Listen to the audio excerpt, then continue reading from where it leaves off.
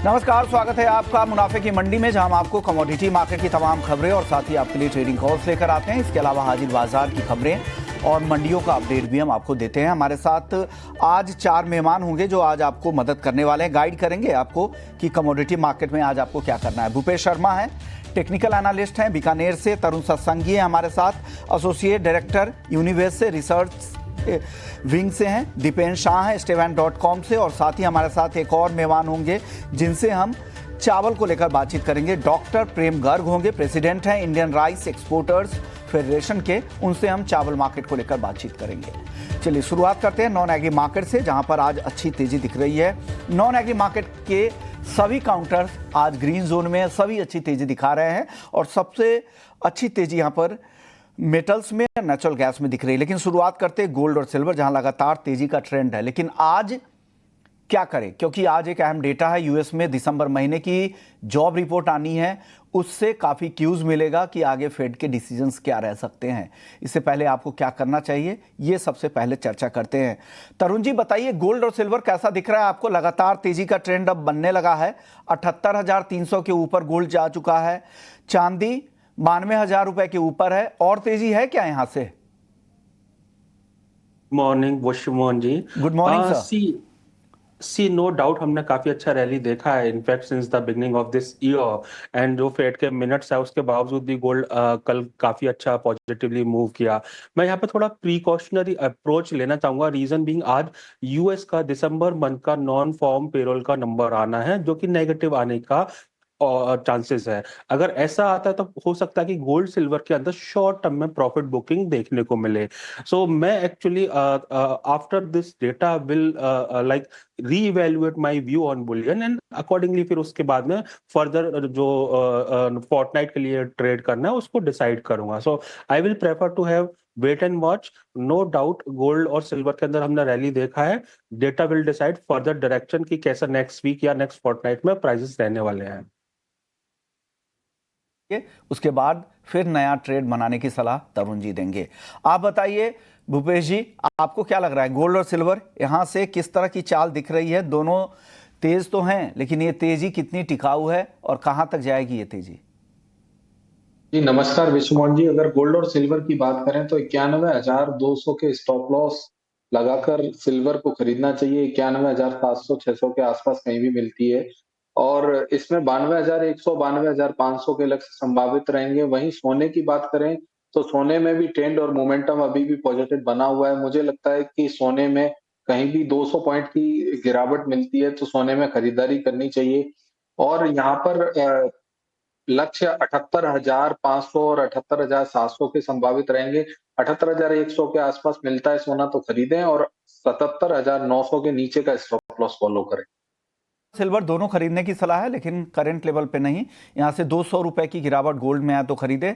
करीब करीब 300 रुपए के आसपास की नरमी यहाँ पर चांदी में आती है तो चांदी खरीद सकते हैं, लेकिन बाई साइड में रहने ही की सलाह है। जो भी एसएल आपको बताए गए हैं भूपेश जी की तरफ से, वो भी ध्यान रखिएगा। दीपेन जी आप बताइए, काफ़ी समय के बाद आपसे बातचीत हो रही है, गोल्ड और सिल्वर क्या लग रहा है आपको अब? देखिए, सबसे पहले तो शो पे बुलाने के लिए धन्यवाद। अगर हम गोल्ड और सिल्वर की बात करेंगे तो कहीं ना कहीं हम ये देख रहे हैं कि टेक्निकली रेजिस्टेंस लेवल के आसपास आ चुके हैं। और मैं तरुण जी से काफी सहमत हूँ। इनफैक्ट मैं एक स्टेप थोड़ा आगे भी जा सकता हूँ और ये कह सकता हूँ कि अगर इवनिंग में 77,900 के सपोर्ट अगर ब्रेक होते हैं गोल्ड में, तो आपको एक अग्रेसिव शॉर्ट सेल भी आप गोल्ड मिनी में ले सकते हैं with days high stop loss. तो हम थोड़ा एक्सपेक्ट करें कि गोल्ड में थोड़ा प्रॉफिट बुकिंग आ सकता है, लेकिन ब्रेकडाउन का इंतजार करें। एक बार ब्रेकडाउन आ जाता है कंफर्मेशन, उसी के बाद आप शॉर्ट सेलिंग की रणनीति अपनाएं। और शॉर्ट सेलिंग भी उन्होंने ही करना चाहिए जो शॉर्ट सेलिंग को समझते हैं। अदरवाइज गोल्ड के बाइंग से अभी थोड़ा आप अवॉइड कर सकते हैं, बिकॉज टेक्निकली काफी स्ट्रांग रेजिस्टेंस के पास पहुंच चुके हैं प्राइस। तो आप यहाँ पे शॉर्ट साइड में प्रेफर करेंगे जब तो वो ब्रेकडाउन नहीं होता है तब तक नहीं, ब्रेकडाउन के लेवल के नीचे आने के बाद वो लेवल शेयर करना चाहेंगे आप? जी 77,900, मतलब यहाँ से 300 पॉइंट की गिरावट आती है, समझिए कि 0.5% की गिरावट आती है। उसी के बाद आपको कंफर्मेशन हो जाएगा कि थोड़े शॉर्ट टर्म में आपको प्रॉफिट बुकिंग और एक्सटेंडेड देखने मिलेगी। तो 77,900 के आसपास का ब्रेकडाउन हम लेवल एक्सपेक्ट करें, उसके लिए वेट करेंगे। 900 का ब्रेकडाउन का लेवल के लिए आप वेट करने की सलाह दे रहे हैं। चलिए आगे बढ़ते हैं, क्रूड की बात करते हैं। क्रूड भी यहाँ पर वापस से तेजी लौटी है। कल भी 1% की तेजी दिखी थी। $77 के ऊपर ब्रेंट क्रूड का भाव आ चुका है, 6400 रुपए के आसपास MCX पर क्रूड ट्रेड कर रहा है। दीपेन जी, क्या व्यू बन रहा है यहाँ पे कच्चे तेल पर? देखिए, सबसे पहले तो मैं बता दूं कि थोड़ा तेजी का ही माहौल है। पिछले 5 ट्रेडिंग सेशन से प्राइसेस थोड़े कंसोलिडेट कर रहे हैं, बिकॉज नीचे से हमने काफी अच्छी तेजी देखी है। तो हमारा मानना है कि जब भी ऐसे कंसोलिडेशन क्रूड में देखने मिलता है, तो जितनी तेजी आई थी उतनी ही तेजी आती है। टेक्निकली उसके नाम है, लेकिन मोटा मोटी जितनी तेजी आई थी उतनी तेजी आ सकती है। तो अगर 6400 का ब्रेकआउट आता है, तो ये मान के चलिए कि लगभग 200-250 पॉइंट की और तेजी आ सकती है। तो इसको भुनाने के लिए आपके पास crude oil mini contract available है और कॉल्स भी अवेलेबल है। तो 6400 के ब्रेकआउट का इंतजार करें, और जैसे ही वो मिलता है आप खरीदारी करके चल सकते हैं, जिसमें प्रीमियम जो आप भरेंगे कॉल का वही आपका स्टॉप लॉस होगा। और कंसोलिडेशन का 6200 या 180 का आप मिनी कॉन्ट्रैक्ट्स में स्टॉप लॉस रख सकते हैं। तो यहाँ पर आपको लग रहा है 200 से 250 रुपए तक की तेजी आ सकती है, लेकिन 6400 रुपए एक बार पार करने दे, उसके बाद फिर लॉन्ग पोजीशन बनाने की सलाह है। आप बताइए तरुण जी, क्रूड में क्या लग रहा है आपको? सी ऑयल के अंदर हमने देखा 1.5 मंथ्स का जो कंसोलिडेशन था उसको प्राइस ने ब्रेक किया, और उसके बाद में 6050 का लेवल था, एंड उसके बाद में प्राइस 6450 तक पहुंचे। अभी नो डाउट जो रैली है डेट विल कंटिन्यू। विंटर जो डिमांड है that is actually supporting simultaneous specially heating oil demand. तो मुझे ऐसा लगता है कि डिप्स पे बाय करना चाहिए। शॉर्ट टर्म में थोड़ा सा ओवर एक्सटेंडेड मेरे को रैली लगता है, प्रॉब्ली 6300 बिलो आता है, तो I would prefer to buy on those levels. मुझे ऐसा लगता है कि 6200 के नीचे जब तक प्राइस डेली बेसिस पे क्लोज नहीं देंगे, तो जो शॉर्ट टर्म का जो ट्रेंड है that will remain on upside on probably 6500, माफ कीजिएगा, we can see on higher side in the couple of days. Call क्या है भूपेश जी, और ऑप्शंस में कोई ट्रेड है क्या आपके पास क्रूड में? जी सर, क्रूड में आज कहना चाहूंगा कि क्रूड में अभी भी ट्रेंड और मोमेंटम दोनों पॉजिटिव बने हुए हैं, परंतु ऊपर के भाव में बिकवाली की सलाह नहीं रहेगी। बाजार कहीं भी नीचे में 6340 से 50 के मध्य मिलता है, वहां पे खरीदारी कर सकते हैं। 6300 के नीचे का स्टॉप लॉस फॉलो करें। 6400 और 6450 के लक्ष्य संभावित रहेंगे। तेल पर राय आ गई है। मेटल्स की बात करते हैं। बेस मेटल्स में आज सारे काउंटर मजबूत हैं। जिंक सबसे ज़्यादा तेजी दिखा रहा है 273 के ऊपर। लेड में भी इतनी ही तेजी है, 177 के ऊपर लेड भी है। और कॉपर हल्की तेजी के साथ 826 रुपए, और एल्यूमिनियम का भाव 244 रुपए के करीब है। तरुण जी, मेटल्स की चाल यहाँ से कैसी दिख रही है आपको? हाँ, लास्ट शो में मैंने कहा था कॉपर उस समय 795 के आसपास था कि 790 785 पे बॉटम बना के इसमें रैली आ सकती है। Now it is hovering around 825। मेरा ऐसा मानना है कि अभी 835 के ऊपर डोमेस्टिक मार्केट में जब प्राइस क्लोज देंगे फर्दर रनअवे रैली देखने को मिलेगा। अभी एक्चुअली कंटिन्यू है momentum on buying side, but क्योंकि रेजिस्टेंस के पास है तो मैं कॉपर में ट्रेड करना प्रेफर नहीं करूंगा। जिंक ने पार्टिसिपेट नहीं किया कल, पहली बार हमने देखा कि बाइंग साइड में मोमेंटम आया है, and that is laggard commodity will participate now. तो मैं जिंक में एक्चुअली तेजी करना प्रेफर करूंगा। 272.30 या 272 प्राइस मिलते हैं, that's a good decent buying level. 268.50 का मेरा स्टॉप लॉस रहेगा। मुझे ऐसा लगता है कि 1 वीक और 10 डेज टाइम फ्रेम के अंदर 277.80 और इवन 280 के ऊपर के प्राइस देखने को मिल सकते हैं। चलिए, तो जिंक पे कॉल हो गई है आपकी तरफ से। यहाँ पर 280 के लेवल्स आप देख रहे हैं आने वाले समय में। दीपेन जी, आपको क्या पसंद है? अगर बेस मेटल्स में अगर कोई एक काउंटर चुनना हो जहाँ आपका कन्विक्शन ज़्यादा हो, जहाँ ज़्यादा तेजी की संभावना आपको दिख रही हो? जी देखिए, सबसे पहले तो एमसीएक्स में टोटल 5 बेस मेटल्स होते थे: कॉपर, निकल, जिंक, एल्यूमिनियम और लेड। अभी निकल तो आउट है बिकॉज वो ट्रेड नहीं करता है ज्यादा करके। और अगर हम लेड की बात करेंगे तो वो वेंटिलेटर या कोमा में है, उसके प्राइसेस एकदम ही साइडवेज है। तो वो गिन के आपके पास 3 कमोडिटी बचती है जो आप ट्रेड कर सकते हैं: कॉपर, जिंक और एल्यूमिनियम। हमारा ज्यादा फोकस एल्यूमिनियम और जिंक पे होता है बिकॉज मिनी कॉन्ट्रैक्ट अवेलेबल है, तो ज्यादा इंक्लूसिविटी हो जाती है, रिटेल ट्रेडर्स भी अच्छी तरह पार्टिसिपेट कर सकते हैं। Having said that, technically zinc ने आज ब्रेकआउट दिया है, लेकिन आज खरीदारी नहीं करेंगे, हम थोड़ा इंतजार करेंगे। हमारा मानना है कि प्रॉफिट बुकिंग आएगा जिंक में, और 266 268 80 269 के आसपास प्राइसेस आते हैं, वहां पे आप जिंक मिनी कॉन्ट्रैक्ट बाय कर सकते हैं। क्वांटिटी आपके हिसाब से, आपके रिस्क प्रोफाइल के हिसाब से आप रख सकते हैं। 266 का नीचे स्टॉप लॉस होगा और ऊपर में फिर जहाँ पे आपको प्रॉफिट बुक करना आप कर सकते हैं या ट्रेलिंग स्टॉप लॉस को यूज कर सकते हैं। तो एक इंतजार करें डिप्स का और उसी के बाद खरीदारी करें, बिकॉज जितना मोमेंटम चेस करना इंपॉर्टेंट होता है उतना ही इंपॉर्टेंट रिस्क रिवॉर्ड रेशियो भी होता है। तो यहाँ से हम एक्सपेक्ट कर रहे हैं कि थोड़ी प्रॉफिट बुकिंग आएगी, तो अगर इतना ऊपर में खरीदारी करना थोड़ा इश्यू हो जाएगा। बेटर है कि 268 के डिप्स के आसपास खरीदारी करने की कोशिश करें zinc mini contract. Zinc mini खरीदना है, लेकिन यहाँ पे नहीं, करंट लेवल पे नहीं, आपसे भाव थोड़ा नीचे आने दे फिर आप एंट्री करें। भूपेश जी, आप अपनी कॉल बता दीजिए बेस मेटल्स पैक से। जी सर, बेस मेटल पे मेरा भी क्लियर रहेगा कि जिंक वायदा में बिकवाली करनी चाहिए और कॉपर में खरीदारी करनी चाहिए। दोनों के स्टॉप लॉस और लेवल्स साझा कर देता हूं आपके साथ। 272 के नीचे जिंक में बिकवाली करें, 273.20 का स्टॉप लॉस लगाएं, नीचे में 270.50 और 269.50 के लक्ष्य संभावित रहेंगे। वहीं अगर कॉपर की बात करी जाए तो कॉपर में 825.85 का दाम है।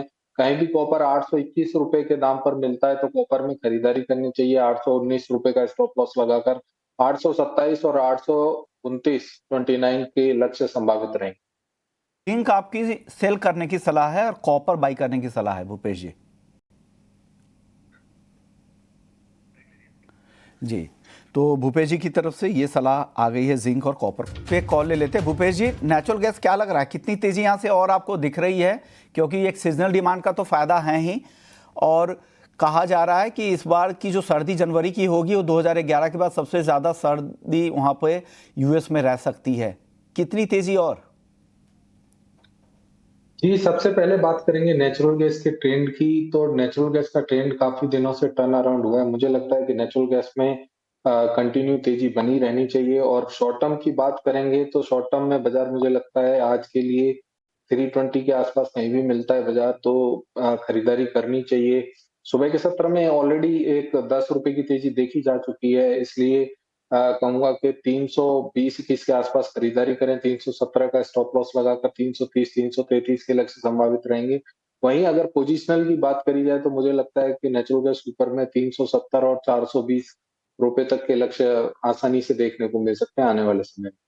चलिए एग्री मार्केट का रुख करते हैं। एग्री मार्केट में ग्वार की बात सबसे पहले करते हैं। ग्वार सीड ग्वारगम लगातार तेजी का ट्रेंड है। दीपेन जी, क्या लग रहा है ग्वार में? अब तो पीक सीजन भी खत्म हो गया है, आगे अच्छी तेजी बनेगी क्या यहाँ से? जी, थोड़ा मोमेंटम बिल्टअप हुआ है। डेफिनेटली आपने बहुत सही बात कही है कि थोड़ा मोमेंटम बिल्टअप हुआ और सीजन भी कंप्लीट हो गया तो डिमांड मतलब प्राइसेस में अच्छी डिमांड आ सकती है। हमारा मानना है कि टेक्निकली थोड़ा सा अगर और 1-8% की प्रॉफिट बुकिंग आती है उसके बाद आप खरीदारी करें, खास करके गुआर सीड में, तो ज्यादा बेटर रणनीति होगी। बिकॉज कहीं ना कहीं हमने देखा है कि 5,000 का काफी स्ट्रॉन्ग सपोर्ट रहा है और 9,800 गुआर जोन में काफी स्ट्रॉन्ग सपोर्ट रहा है। तो 1% के डिप पे आप इधर ऑफ द कमोडिटी बाई कर सकते हैं। क्या बन रहा है तरुण जी ग्वार पर? आई थिंक लास्ट फ्राइडे हमारा व्यू था कि 53-50 के आसपास आता है तो बाय करना चाहिए। वो लेवल आया भी 52-40 के स्टॉप लॉस के साथ में for a target price of 55-60। So we will continue to have that view and हमको लगता है कि आने वाले टाइम में 55-60 हायर साइड पर प्राइस देखने को मिल सकते हैं। चलिए बात करते हैं चावल की, और हमारे साथ बातचीत करने के लिए डॉक्टर प्रेम गर्ग हैं, प्रेसिडेंट हैं इंडियन राइस एक्सपोर्टर्स फेडरेशन के। शुक्रिया प्रेम सर, आपने वक्त निकाला। सर, राइस की कीमतों में नरमी दिख रही है। पिछले 3 हफ्ते में घरेलू इंटरनेशनल मार्केट में 5% गिर गया, महीने भर में 5.5%, साल भर में ग्लोबल मार्केट में करीब करीब 19% तक की राइस में गिरावट आई है। सप्लाई तो है ही, घरेलू बाजार में भी बम्पर उत्पादन हुआ था खरीफ सीजन में। क्या लग रहा है अब इसका असर एक्सपोर्ट मार्केट पे क्या हो रहा है? कितना कॉम्पिटिटिव इंडिया के लिए, इंडिया को कुछ एज मिल रहा है या बाकी देशों को भी इसका फायदा मिल रहा है? इसके अंदर आप ये देखेंगे जो इंडियन गवर्नमेंट ने पहले बैन किया था लास्ट ईयर 2023 के अंदर, उसके दौरान में सिर्फ पारबॉइल्ड राइस का एक्सपोर्ट खुला हुआ था। तो उससे फायदा एक ये हुआ कि आज हम इंडियन पारबॉइल्ड राइस की मैक्सिमम एक्सपोर्ट कर पा रहे हैं और व्हाइट राइस के अंदर डिमांड कम है, क्योंकि जैसे इंडिया ने राइस का एक्सपोर्ट खोला तो इसी तरीके से इंडिया के अंदर क्रॉप राइस की बहुत अच्छी है, उसी तरीके से पाकिस्तान, थाईलैंड या वियतनाम, इन सभी कंट्रीज के अंदर थोड़े थोड़े उनकी क्रॉप के अंदर इंक्रीज हुई है क्वांटिटी। तो इंटरनेशनल मार्केट में इंडिया के खोलने से एक्सपोर्ट पिछले 3 महीने के अंदर लगभग 6.5 मिलियन टन एक्सपोर्ट इंडिया कर चुका है, जो कि एवरेज के अंदर आप मान लें 2 मिलियन टन हम एवरेज में एक्सपोर्ट कर रहे हैं, जिसके अंदर से मैक्सिमम अफ्रीकन कंट्रीज को राइस जाता है। एक ही जो पीछे मंदे का कारण है, एक ही जो न्यू ईयर का कभी भी वक्त होता है तो उस दौरान में एक महीना 15 दिसंबर से लेकर 15 जनवरी के बीच में मार्केटें डाउन रहती हैं, चाइनीज न्यू ईयर आता है। तो अभी जितना मंदा आना था, क्योंकि ड्यूटियां हटी हैं, गवर्नमेंट ने एक्सपोर्ट ड्यूटी हटाई पारबॉइल के ऊपर, व्हाइट राइस को फ्री किया, अभी इसकी वजह से अब धीरे धीरे डिमांड सब जगह आने लगी है और अब इससे मंदा जाती हुई मार्केट किसी भी हालत में लग नहीं रही है। और आज के दिन पारबॉइल राइस जो इंडिया का है, हम लोग 450-455 के लगभग में बेच रहे हैं एफओबी के अंदर, और व्हाइट राइस के अंदर हमारी मार्केट आज 440-445 के आसपास में है। तो हमें लगता है कि भी आने वाले मार्केट इसी रेंज के ऊपर चलेगा, 25% जिसकी मैक्सिमम डिमांड होती है। तो 25% राइस के प्राइसेस आने वाले दिनों के अंदर, जैसे आज के दिन नॉन सोटेक्स राइस इंडिया $400 के आसपास में बेच रहा है एफओबी। सोटेक्स राइस $420 के ऊपर बेच रहा है। इससे ज्यादा मंदा मुझे लगता नहीं है कि राइस के अंदर आएगा। बासमती राइस की बात करें तो बासमती राइस के अंदर ऑलरेडी 15 से 20% का मंदा आ चुका है और इससे नीचे मंदा जाने की उम्मीद नहीं है, क्योंकि अब आगे रमजान का महीना आ रहा है तो उसके अंदर डिमांड बढ़ेगी और उससे हमारे वापस काफी डिमांड रहेंगी। अभी जैसे अल्जीरिया का एक इश्यू आया हुआ है। अल्जीरिया में इंडिया का लगभग 50,000 टन के करीब में राइस अटका हुआ है एक्सपोर्टर्स का, तो उसकी वजह से भी मंदा है, क्योंकि वो बासमती रेगुलर लेने वाली मार्केट है। तो और काफी जगह पेस्टिसाइड वगैरह के इशू आ रहे हैं, तो उसको हम लोग अपनी फेडरेशन के थ्रू काफी गवर्नमेंट से और इंटरनेशनल मार्केट को टेकअप कर रहे हैं, इसकी सॉर्ट आउट करें। प्रेम जी, वक्त थोड़ा कम था इसलिए बहुत ज्यादा बातचीत नहीं हो पाई, लेकिन आपने समझा दिया है कि मार्केट की स्थिति क्या है और आगे क्या और गिरावट आएगी या नहीं, इस पर भी आप अपनी राय रखी। लेकिन भाव जो अचानक कम हुए हैं उससे बहुत सारी इंपोर्टिंग कंट्रीज ऐसे हैं जिन्होंने बार्गेनिंग शुरू कर दिया है, बहुत सारे देशों के माल भी पोर्ट पर अटक रहे हैं, इस तरह की खबरें भी आ रही है। शुक्रिया सर, आपने वक्त निकाला, वक्त तो कम है। जाते जाते एक खबर आपको बता दें कि ऑनलाइन गेमिंग पर जीएसटी मामले में सुप्रीम कोर्ट से राहत मिल गई है, तो नजारा टेक के लिए एक अच्छी खबर है। 18 मार्च तक कारण बताओ नोटिस पर रोक है और मामले पर सुनवाई अब 18 मार्च को होगी। तो चलिए इसी खबर के साथ अब यहीं पे समेटने का वक्त आ गया मुनाफे की मंडी को। तरुण जी और साथ ही हमारे बाकी मेहमान भूपेश जी वगैरह, सबको बहुत बहुत शुक्रिया, आप लोगों ने वक्त निकाला और हमारे दर्शकों को गाइड किया कि कमोडिटी मार्केट में आपको क्या करना है। तो मुनाफे की मंडी में इतना ही। आगे